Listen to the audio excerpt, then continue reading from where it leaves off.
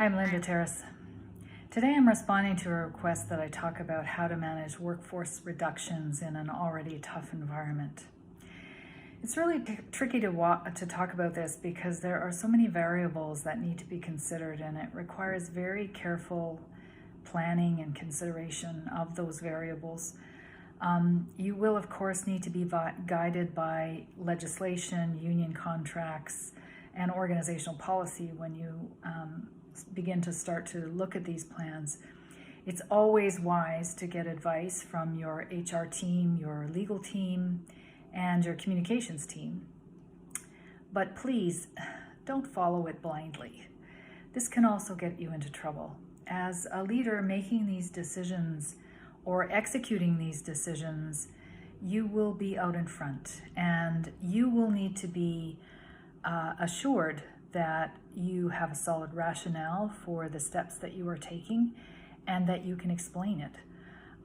It's important that you prepare yourself as a leader to lead the execution of the plan, and that you firmly believe that despite all of the very difficult circumstances that you are facing, that you've thought this through and you've chosen the best, most humane path forward. That said, central to all of this is one universal issue that I think we all need to think about as we build these plans. How do organizations maintain engagement and trust with their employees at a time when they are having to make the most difficult decision to impact people's lives? People who are actually in receipt of those layoff notices, but also those that are left behind in the organization. As I started to think about this, I started to think about a trust model that I use a lot with my clients. It's a model that I learned from a woman by the name of Judith Glazer. Judith was a teacher, a mentor, someone who I had the privilege of studying with.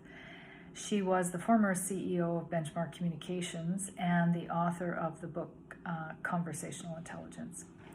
And Judith developed this model to help leaders navigate trust and build trust in their relationships and in their organizations. The tool itself is very simple in its form, but it's wonderfully rich in its possibilities. Here's how it works. The 5 letters of the word trust provide the steps to help us shift our thinking and our actions to create better results for our organizations. The T stands for transparency. How can I create more open environment in my organization? How can I create a safe environment, be more transparent, and share threats that might stand in the way of moving forward? The R stands for relationships. How can I nurture the best possible relationships? What actions, thoughts, or words will enable us to listen, to connect with people, and relax our judgment of each other? U is for understanding.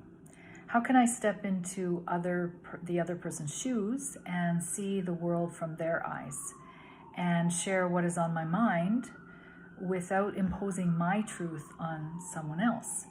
And how can I stay open and bridge between our different experiences in a way that creates understanding? The S stands for shared success. And that's always about how can we create shared goals together.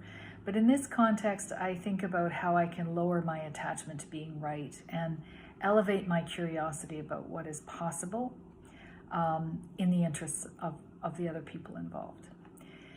T is for testing assumptions or truth-telling.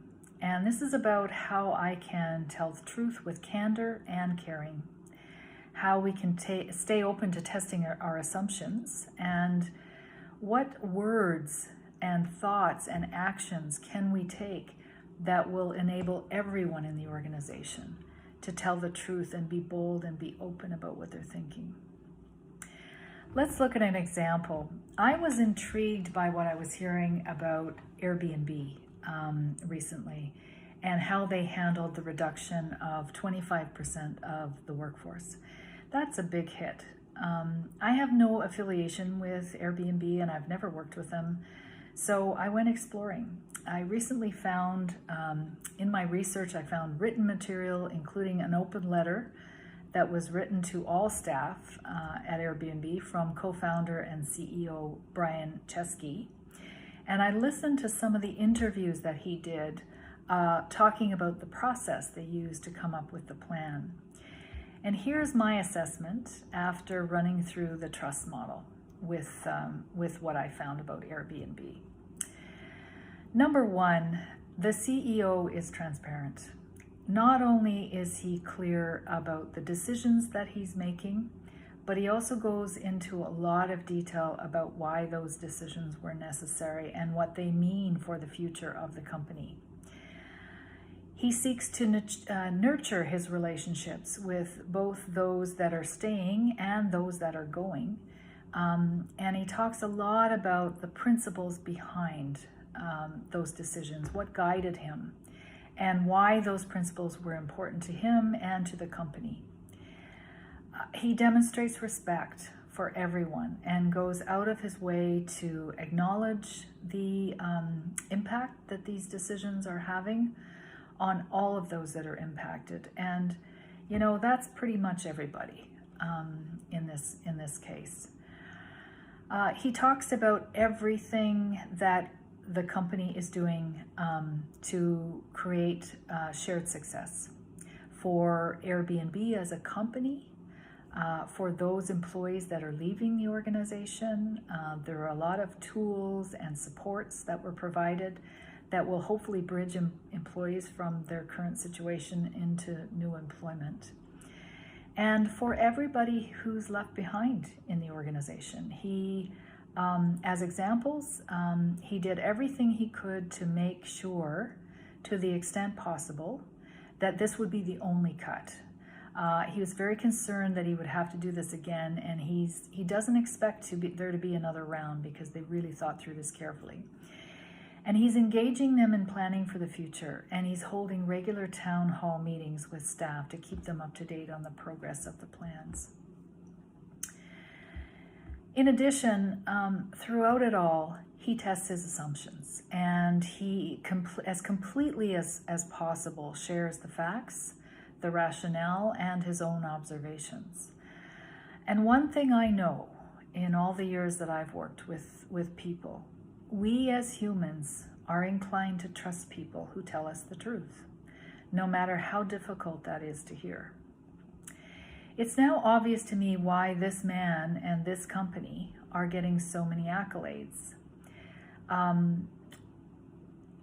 am sure that there will be missteps, but it appears from my vantage point that the leader in this and the leaders in this company are focused on building and maintaining trust that will help them see through whatever challenges lay ahead of them, whatever opportunities they need to pursue now. The internal message that the CEO sent is available online, and I would strongly recommend that you go have a look at it. It is a good read, and it's a good lesson in how to craft messaging in these times. If you can't locate it, send me a note and I'll send it to you. I hope that the examination of the trust model gives you some food for thought, and I hope that you find it useful if you're facing these kinds of circumstances. My clients and I have used it in many different scenarios, and I found it to be quite powerful. If you have a situation where you feel you need to build trust in your organization, or you are facing decisions or a situation like the one that Airbnb faced, where there's a very real possibility it will erode or destroy trust in your organization, reach out. Let's talk about it. In the meantime, stay well, and I'll see you next time.